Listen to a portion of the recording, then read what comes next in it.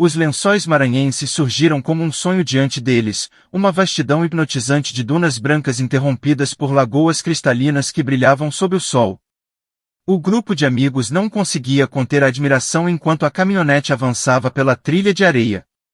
Pedro, que dirigia, sorria com satisfação. Isso é incrível, disse Marina, de olhos arregalados. Parece outro mundo. E vai ficar ainda melhor, respondeu seu Afonso, o guia local, com um sorriso cheio de dentes amarelos e um sotaque arrastado. Vou levar vocês a um lugar que quase ninguém conhece. É mais isolado, mais bonito e muito mais interessante.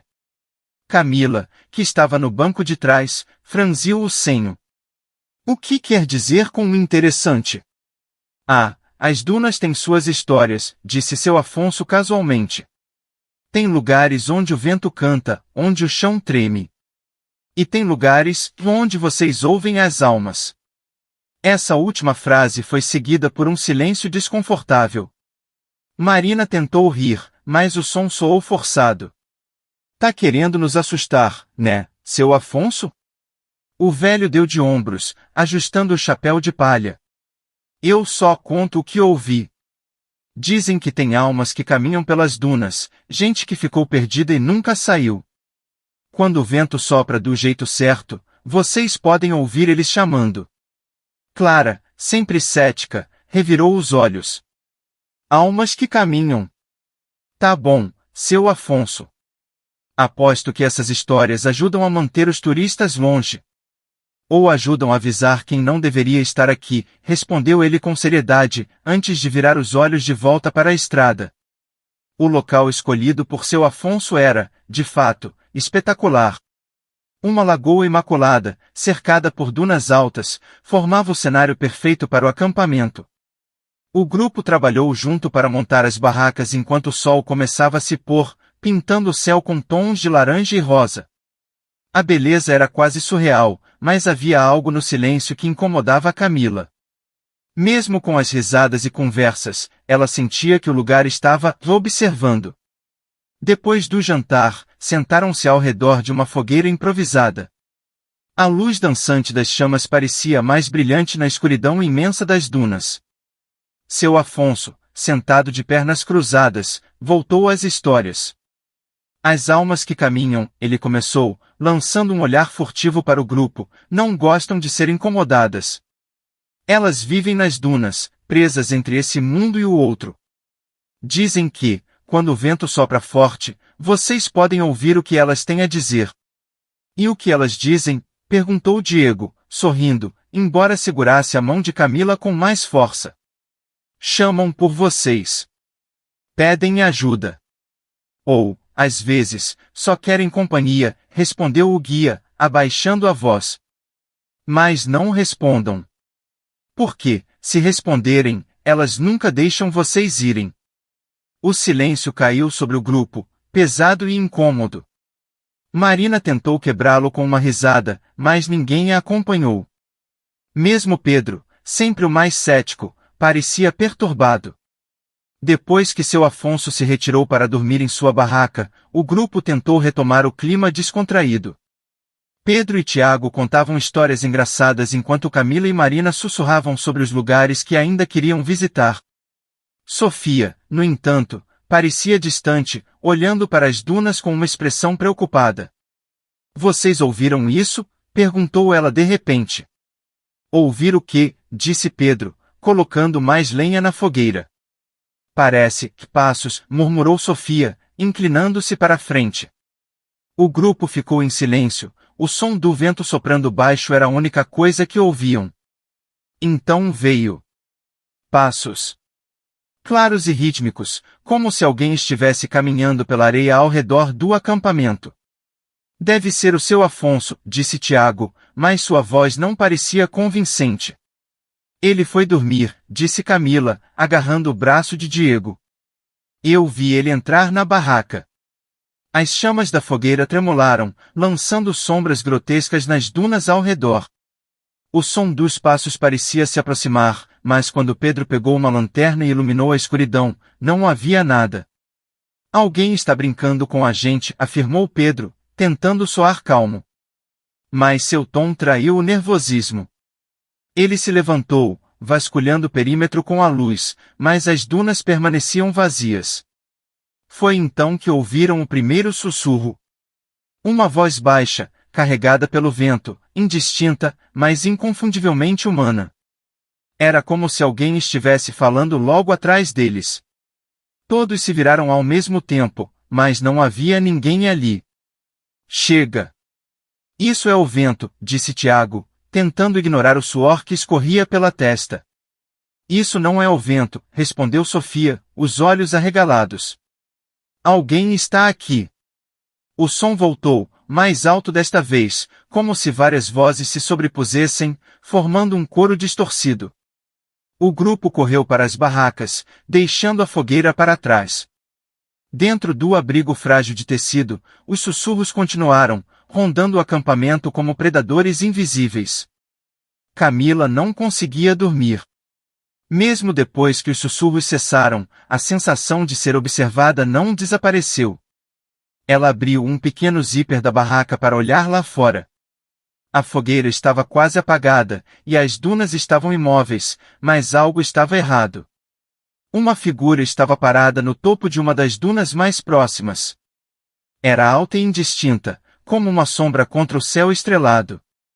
Camila fechou os olhos, convencida de que estava imaginando coisas. Quando abriu de novo, a figura havia desaparecido. Mas o som voltou, sussurrando seu nome dessa vez. Camila! Ela cobriu os ouvidos, tentando afastar o som. Mas, dentro da barraca, não havia escapatória. As dunas haviam acordado, e elas não estavam mais sozinhas. O amanhecer trouxe um silêncio estranho, quase pesado. O sol nascente banhava as dunas com uma luz dourada, mas o acampamento parecia mergulhado em outra atmosfera, uma sensação de algo errado pairava no ar. Os amigos se reuniram lentamente ao redor dos restos da fogueira, os rostos cansados e as palavras contidas, até que Camila quebrou o silêncio. Alguém andou por aqui à noite. Todos se viraram para onde ela apontava.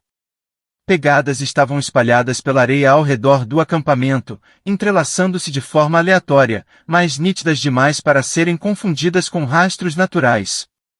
Eram marcas humanas, descalças e profundas, como se alguém tivesse rondado as barracas enquanto eles dormiam.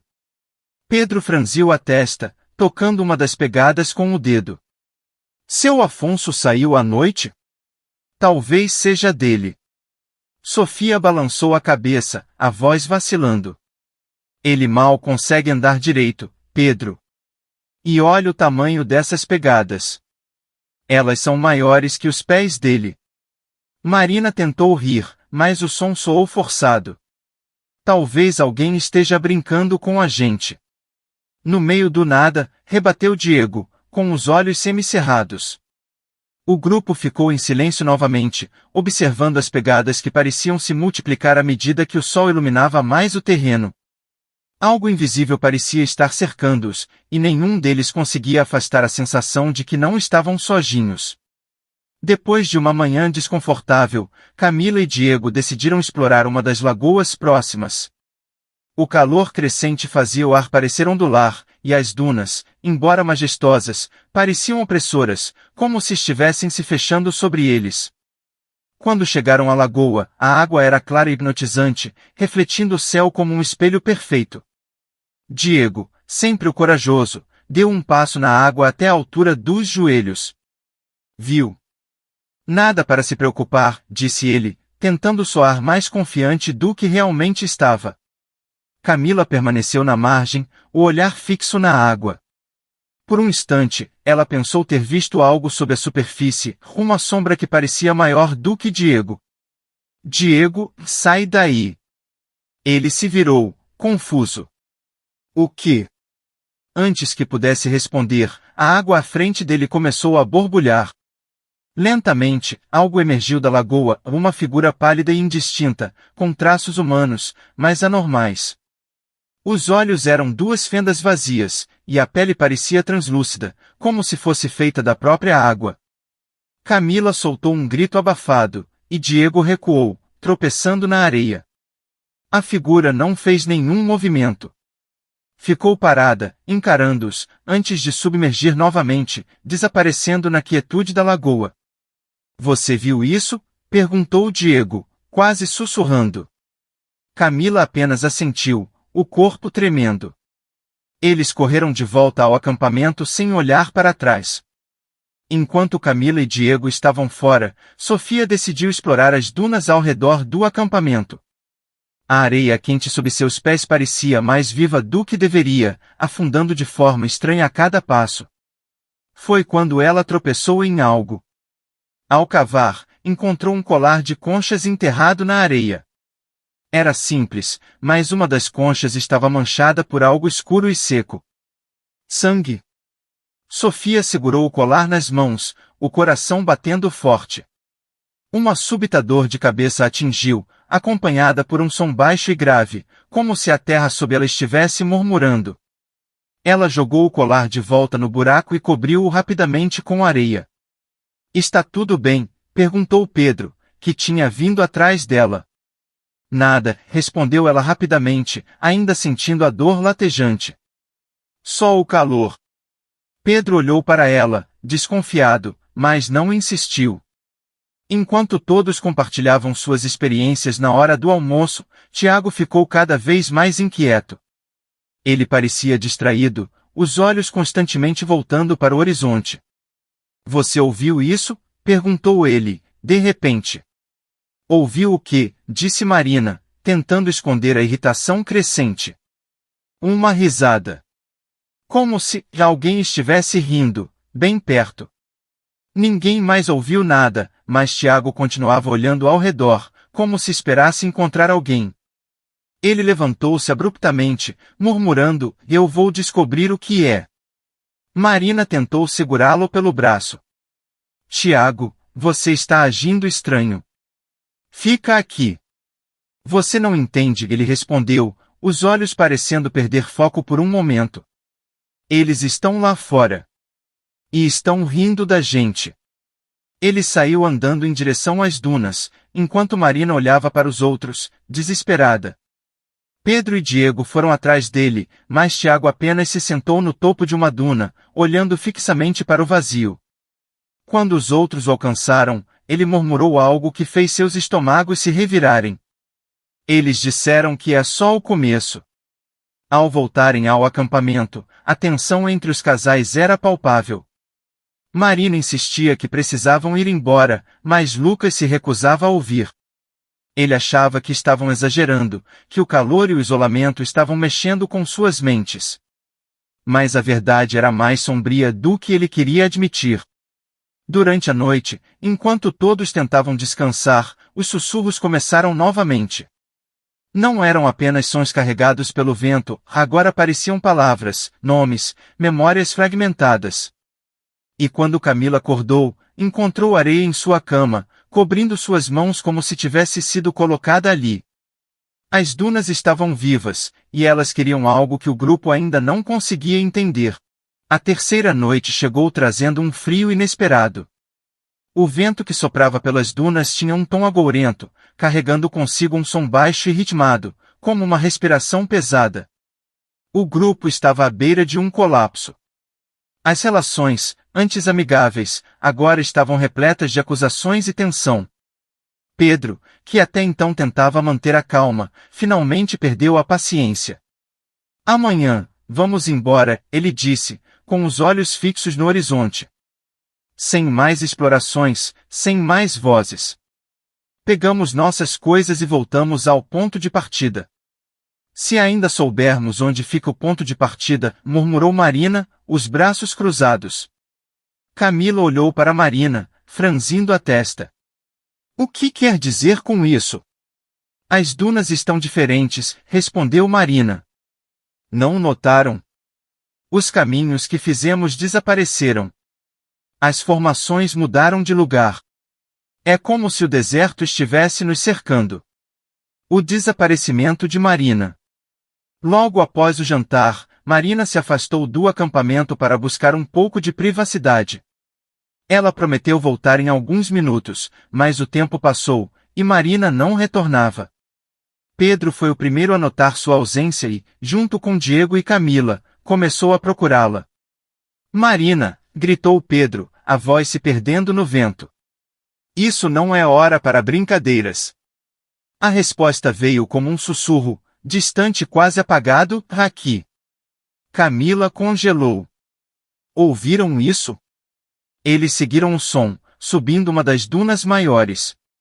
No topo, encontraram Marina ajoelhada, com as mãos enterradas na areia. Seus olhos estavam vidrados, fixos em algo que ninguém mais podia ver. Marina! O que está fazendo? Pedro correu até ela, tentando puxá-la.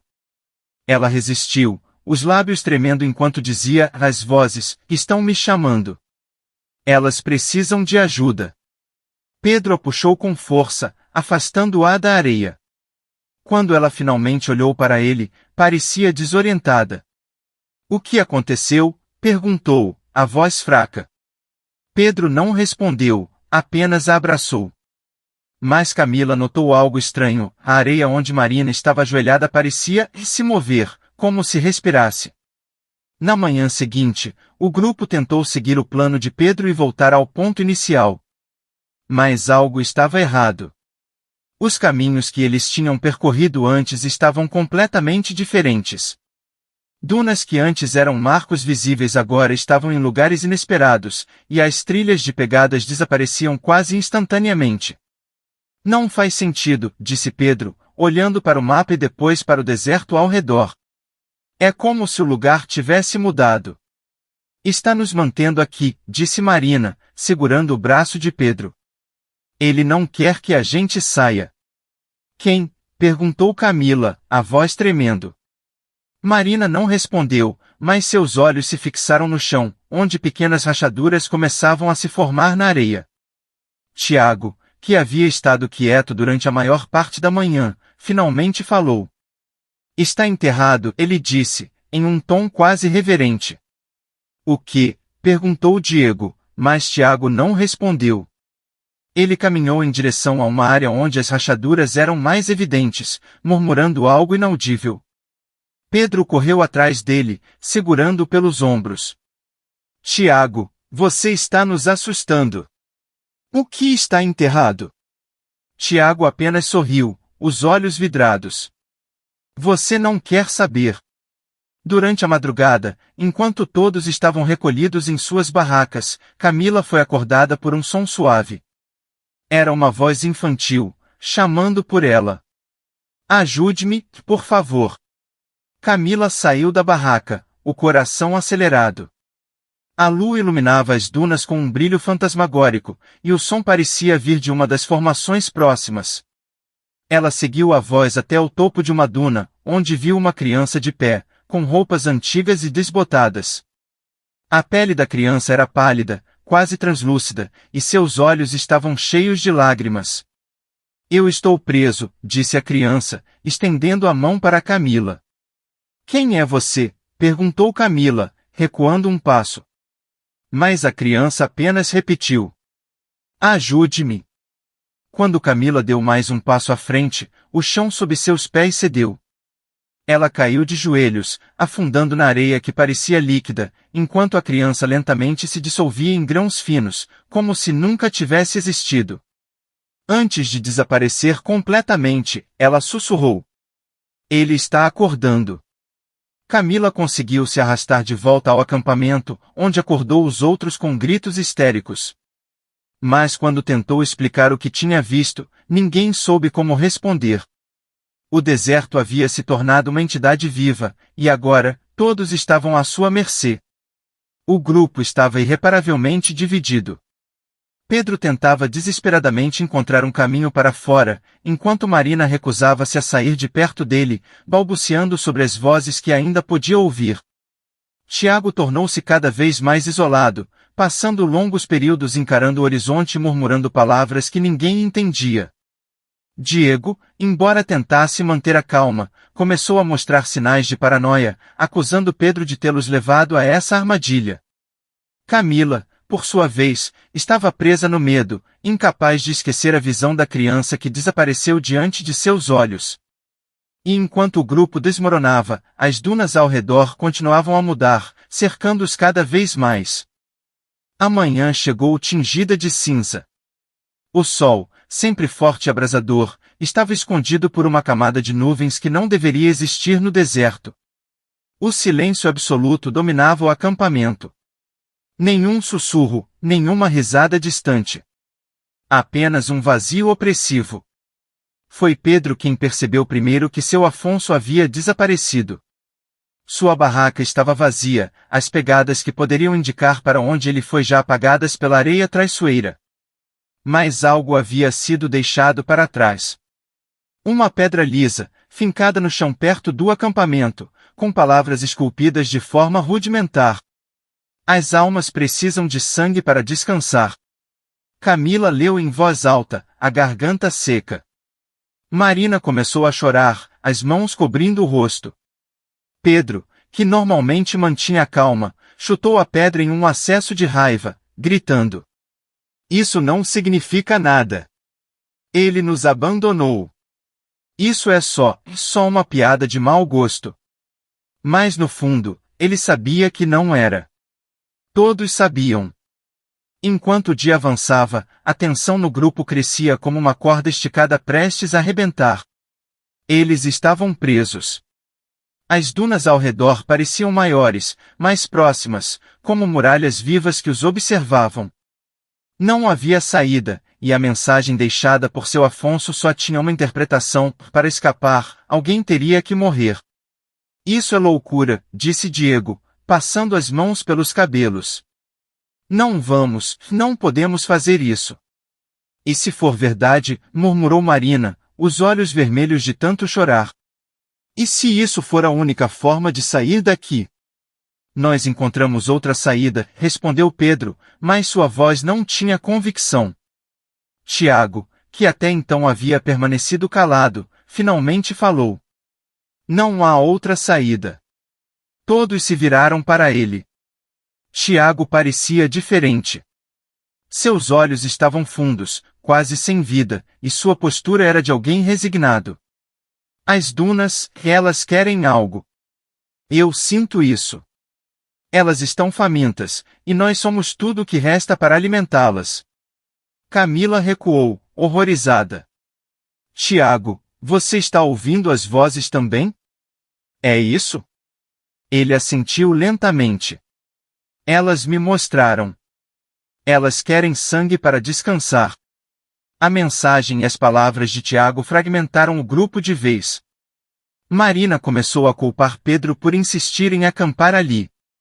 Diego, tomado pela paranoia, acusou Camila de estar escondendo algo depois de sua visão da criança espectral.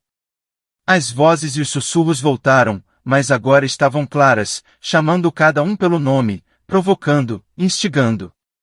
Quando a noite caiu, o acampamento virou um campo de batalha. Pedro e Diego trocaram socos enquanto discutiam quem era o culpado. Marina ficou encolhida em uma barraca, soluçando. Tiago se afastou, sentando-se em silêncio no topo de uma duna, observando os outros com uma expressão estranhamente calma. Foi Camila quem percebeu primeiro que Tiago estava segurando uma faca. "O que você está fazendo?" ela gritou, correndo para ele. "Eu estou salvando todos nós", respondeu ele, levantando a lâmina. "Se eu me oferecer, eles vão deixar vocês irem." Camila tentou impedi-lo, mas Tiago foi mais rápido. Com um movimento rápido, ele cortou o próprio braço, deixando o sangue pingar na areia. As dunas pareciam reagir imediatamente. Um som grave e reverberante encheu o ar, como um rugido subterrâneo. Mas não foi o suficiente. "Não adianta", disse Pedro, segurando Tiago para impedir que ele se machucasse ainda mais. "Elas querem mais. Isso não vai funcionar." "Alguém tem que morrer", disse Marina, a voz tremendo, mas com um tom de certeza. "É o único jeito." O silêncio caiu sobre o grupo novamente, interrompido apenas pelo som do vento. Cada um começou a olhar para os outros, avaliando silenciosamente quem poderia ser sacrificado. O desespero deu lugar ao instinto de sobrevivência, e as discussões logo se transformaram em acusações. foi Marina quem tomou a decisão. Eu vou, disse ela, a voz firme.